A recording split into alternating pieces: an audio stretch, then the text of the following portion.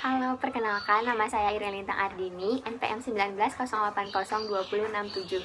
Pada kesempatan ini, saya akan menjelaskan mengenai praktikum fisiologi tumbuhan acara ketiga dengan judul fotosintesis dan respirasi. Tujuan dari praktikum kali ini diantaranya yang pertama, untuk mengetahui faktor yang mempengaruhi hasil fotosintesis pada tanaman Hydrilla verticillata. Yang kedua, untuk mengetahui perbedaan antara tanaman C3, C4, dan CAM serta warna pada daun. Yang ketiga, mengetahui adanya kalor atau energi yang dihasilkan pada respirasi dari tempe. Praktikum dilakukan dengan tempe yang tidak jadi dan tempe yang telah jadi diamati selama 2 hari.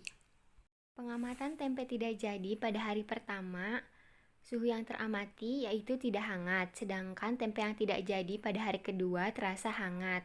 Pengamatan pada tempe jadi di hari pertama, suhu yang teramati yaitu hangat, dan pada hari kedua suhu yang teramati juga hangat.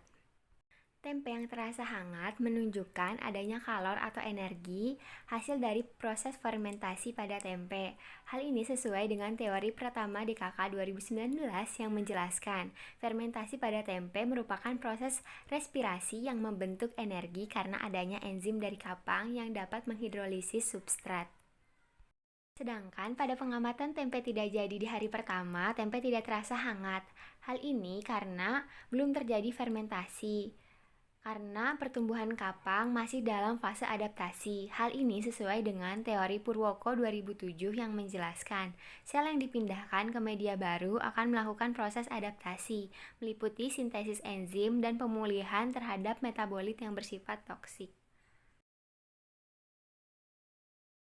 Pada praktikum dilakukan pengamatan pada daun yang memiliki warna yang berbeda. Yang pertama, pandan atau Pandanus amarylifolius memiliki warna hijau karena memiliki pigmen klorofil. Hal ini sesuai dengan teori Zakiyah DKK 2016 yang menjelaskan klorofil merupakan pigmen hijau yang ditemukan pada tumbuhan dan berfungsi dalam proses fotosintesis untuk menangkap energi dan cahaya. Kedua, ada daun puring atau Codia eum variegatum yang memiliki warna kuning karena memiliki pigmen karotenoid. Hal ini sesuai dengan teori Henry Yani DKK 2018 yang menjelaskan karotenoid adalah pigmen fotosintesis dengan efek warna yang berkisar antara merah dan kuning. Jika kandungan klorofil dalam daun berkurang, karotenoid akan tampak dan menghasilkan warna kuning pada daun.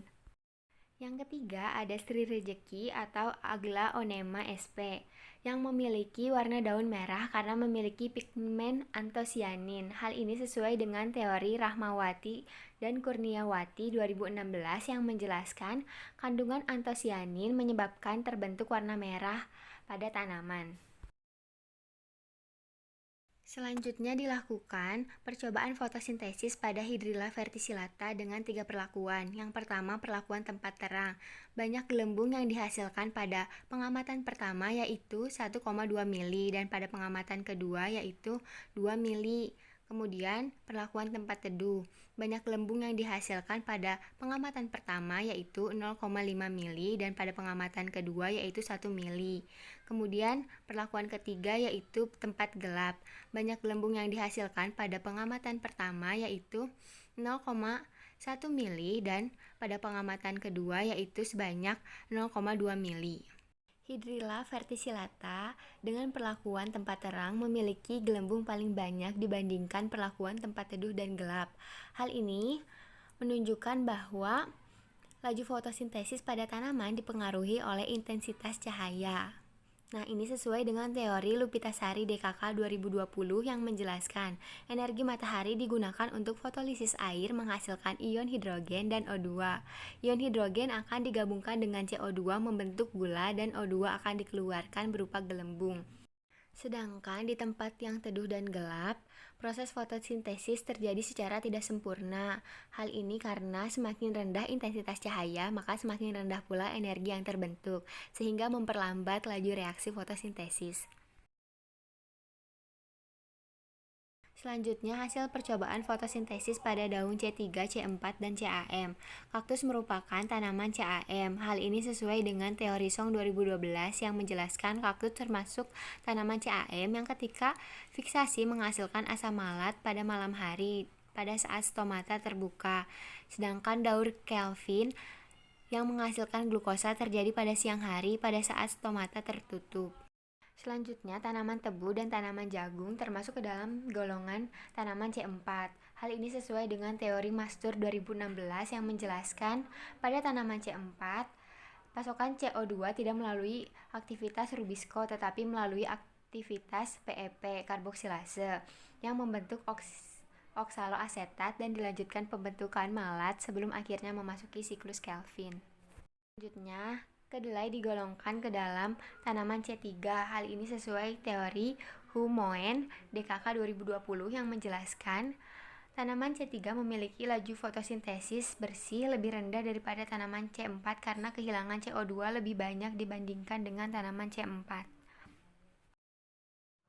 Jadi, berdasarkan praktikum yang telah dilakukan, dapat diambil kesimpulan yang pertama, intensitas cahaya matahari merupakan salah satu faktor yang dapat mempengaruhi hasil fotosintesis pada Hydrilla verticillata. Yang kedua, perbedaan pada tanaman C3, C4, dan CAM, yaitu pada tanaman C3, RUBP dapat mengikat O2 sekaligus sebagai fotorespirasi, sehingga fotorespirasi menjadi terhambat dan asimilasi menjadi bertambah besar.